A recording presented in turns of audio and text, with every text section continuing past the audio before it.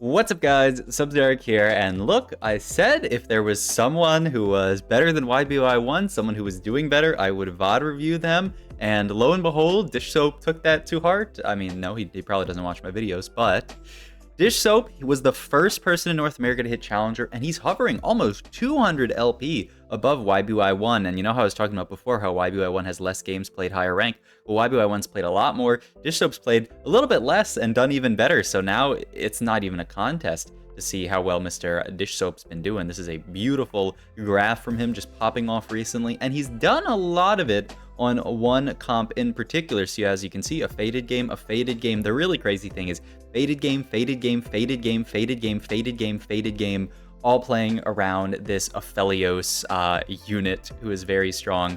Sometimes Aphelios reroll and sometimes just more conventional fast 8, fast 9 type faded stuff. So thought I'd do a video showing how Dishsoap approaches faded, because it certainly looks like the strongest comp in the game right now if you play it correctly. He was talking on stream about how a lot of people are playing it incorrectly right now. So I thought I could give you guys some tips, tricks. I moved my mic. I don't know. Hopefully that doesn't sound terrible. On how to play this. I'm also going to have a link down below to a Tactor guide on how to play this comp. So go check that out. It's going to have everything in this video, some extra stuff, you know, some notes on BIS, some good augments, all that kind of stuff. So please go check out the guide down below. If you click the like button, it helps me out like actually infinite. So just go, even if you, no, I mean, go check out the guide. You're gonna get a bunch of info out of it. In any case, the hallmark of any good faded start is getting dropped an early Thresh. So we are definitely like that. That's the green light to play faded in this spot. You can hard force it really if you hit stuff like Yasuo, you hit stuff like Ahri. But the second we see a Thresh drop, you can already probably say that you're gonna be playing a faded opener.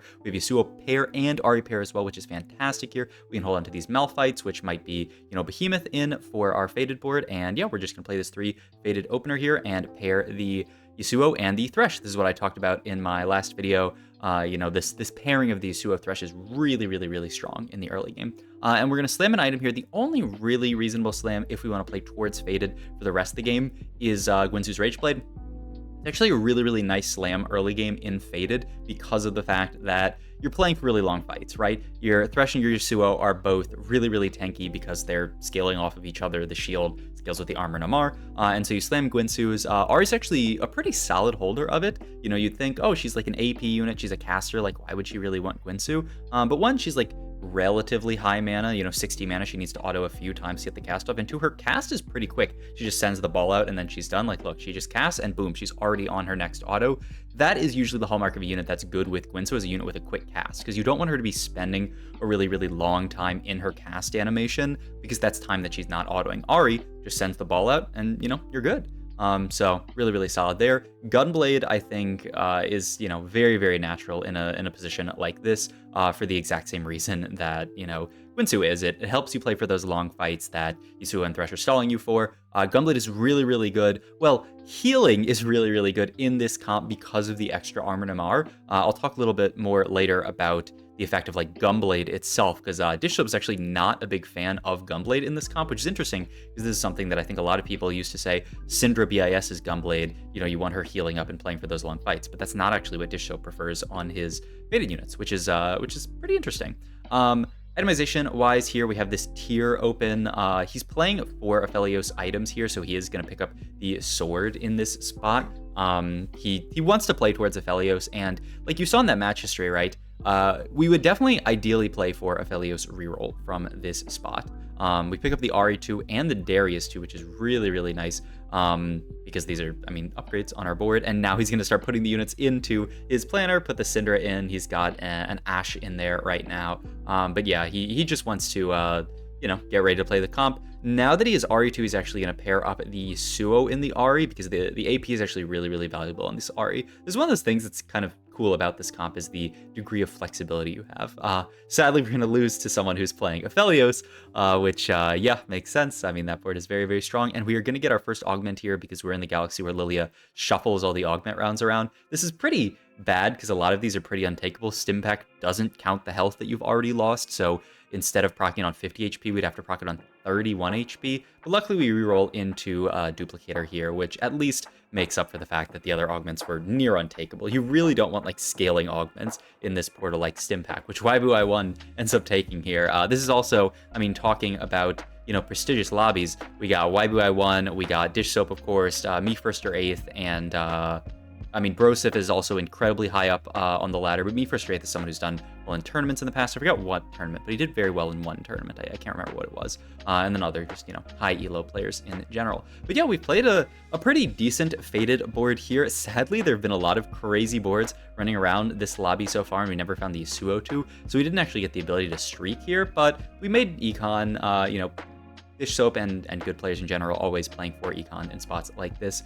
So not the end of the world. Picked by Rod here, a cloak as well, and then another sword, which very likely is going to end up being a Deathblade here. And we pick up an Aphelios and Chop, which is fantastic.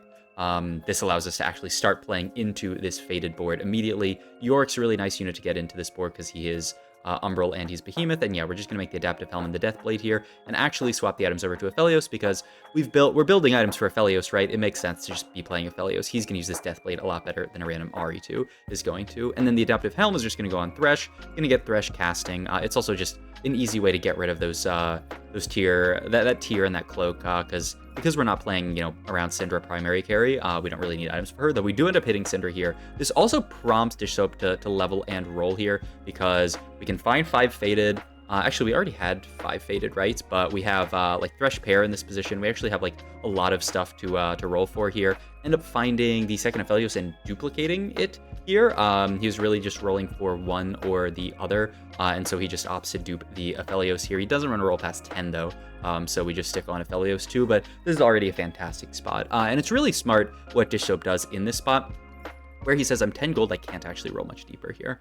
Little Buddy's horrible because we're playing around 3 cost. All of these augments pretty horrible because we're playing, around Aphelios, and Aphelios hates all these, so we're kind of forced into taking Capricious Forge. You could re-roll it and hope you find something, but imagine you find something terrible, you're stuck playing Not Today on this board. It's just awful. So you kind of have to take Capricious, and Yasuo is enough of a beast that honestly Capricious can't even be that bad on him. But yeah, I really liked what Dishsoap did as far as duplicating the Aphelios. I think a lot of people, myself included, I've done this before, is you get greedy with the duplicators, right? You say, oh man, I don't want to spend this duplicator because that's an Aphelios down the line, but you're actually going to save so much more econ and crucially save a bunch of HP by duplicating the Aphelios now, because that's going to stabilize your board. It's going to allow you to win fights, which is going to help you make econ. So it's actually really, really nice. Dishsoap goes for something interesting here. He would obviously love the Ornn because he slots so well into this comp, but he goes for Spark in this situation, which is not something that I expected. But I think Dishsoap in this moment is already saying there's another player this game that's playing around Aphelios. I don't know if he's definitely seen his board already. I don't know if he shows his board this round or next round or something, but it's someone who's already playing Aphelios, and they took the double duplicator augment. It's like army, it's not army building, it's like warrior team builder or something like that. But the one that gives you 2 duplicators, so that person is going to be able to find Aphelios 2, and so it's really, really hard for us to then hit Aphelios 3 in this situation. So Dishsoap in the spot, especially on a 5 streak because his board's so strong, is already saying, I'm not actually going to play the reroll. We just scouted them, I think, at the end of that round. We're not playing, this guy. What is that, team building? Heroic Grabbag. I knew it was hero something. Heroic Grabbag. So he knows that it's going to be really hard for him to hit Aphelios 3 this game, so he just goes for the Spark. It's a solid item because, we're always going to be playing this either Ahri or Syndra or both on our board. So we're going to have a decent amount of magic damage, and the Thresh does magic damage, so it's even just a solid item on him. The Yasuo does magic damage. Look at our board, the Yasuo, the Thresh, the Syndra, all doing magic damage. So even though our primary carry is Aphelios, we have a lot of secondary carries that are magic damage. But yeah, I think it's a pretty interesting sim. I don't think that many people would actually go for a Spark in this situation, but I think it makes perfect sense. But yeah, because also we are this more fast 8, fast 9 version of the board, it also is better to make Spark because we're not relying only on the Aphelios, we're relying on everybody. The whole team's doing work here. So yeah, we can easily just go level 7 in this position, just get in a kind of random Behemoth unit here. Gonna slam Archangels immediately onto Syndra because it's our slam and we're on a 6 streak here, and it's a pretty solid item on Syndra. Same idea as Gwynsu, that we're playing out these long fights, especially still when we're pairing this Thresh and this Yasuo with 5 faded, which is making our entire board really, really tanky. We're playing for really, really long fights, so something like an Archangel is actually fantastic for making these long fights go well. And we even get to make gold here because Yasuo with the gold Nancer staff farms us a gold, which is crazy. Now we're level 750 and we are we are absolutely chilling. No augment here yet because of the Lilia portal, but we are going to level, go to 8 here, and just try to find something to play on this board. We find an Alawi, who's actually a pretty cheeky addition on this board here for just another Arcanist. It's not quite 4, but it's also Ghostly with the Shen, which is a solid combat buff. Once these guys start proccing the Ghostly, it's going to be giving our entire team damage amp when they hit those Ghostly-ified units, which is actually like really, really nice. We also pick up another Aphelios, which is like a maybe, you know, if this other person playing for Aphelios dies, we can look for Aphelios through. We do have the extra duplicator, so it is something we're thinking about. We get Ari Kissed here, which is actually really scary because Dog, I believe is the person. Yeah, Dog is playing 5 Fortune here, and so everyone's like, wait a minute, this guy just gets the biggest bailout of all time. Also so cool. I love seeing Dog play in TFT because, you know, I remember him from his Hearthstone days. You know, he's someone who I watched a lot playing Hearthstone, and now he, you know, plays TFT. Pretty sure he was at Vegas. Like, he's a pretty big TFT guy. He's also playing a pretty cool setup, which is this Fine Vintage into Fortune. So he's got these items on Trist, but he's got Fine Vintage to provide some frontline for himself. I don't know if it's the best line, the way that he's doing it. He's also going for like Tristana 3 Fortune reroll. I don't know.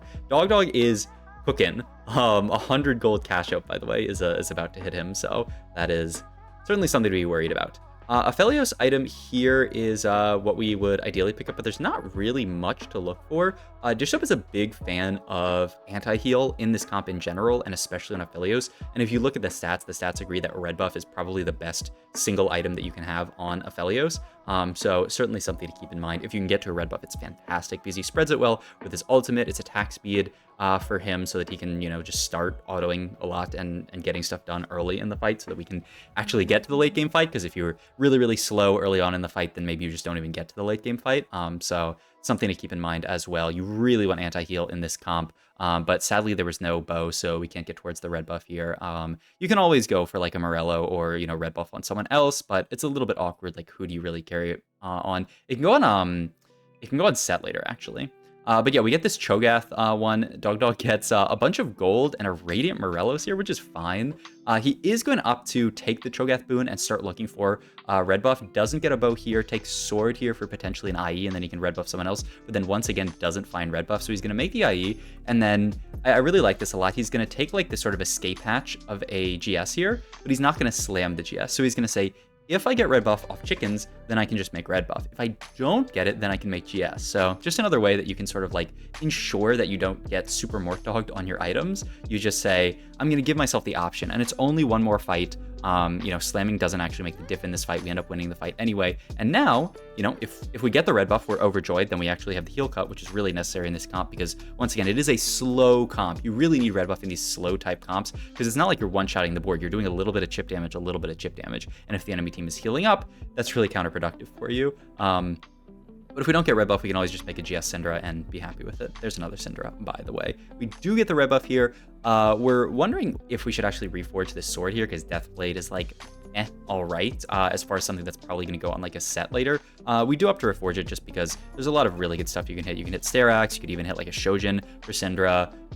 You could hit like a GS for Syndra. There's a lot of good stuff you can hit. He ends up getting the Edge of Night, which will also be a fine set item, not amazing, but, you know, pretty solid. And we are actually going to end up fighting a pretty strong Bard board. This is the new Bard board, right? Where you play around Soraka and Zoe and Nico. I think this is like a board that a lot of people have actually talked about recently and is pretty wild.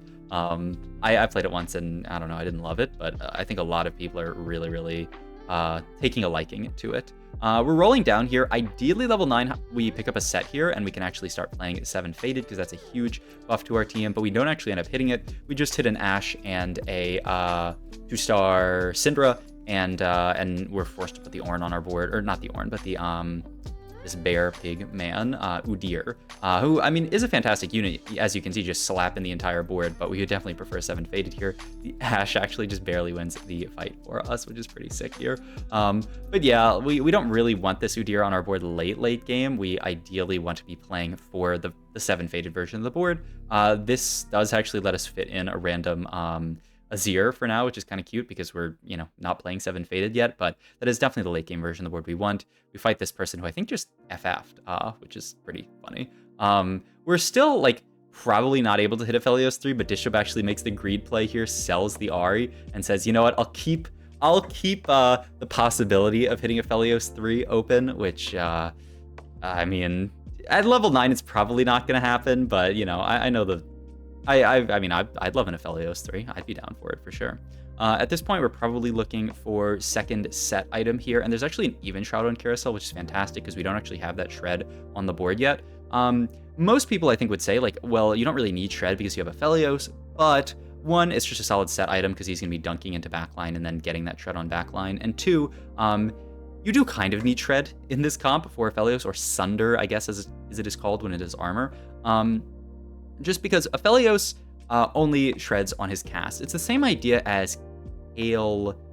Wait, was it last set Kale? I don't know. I'm thinking of a Kale. Was it last set's Kale that? Yes, it was. I don't.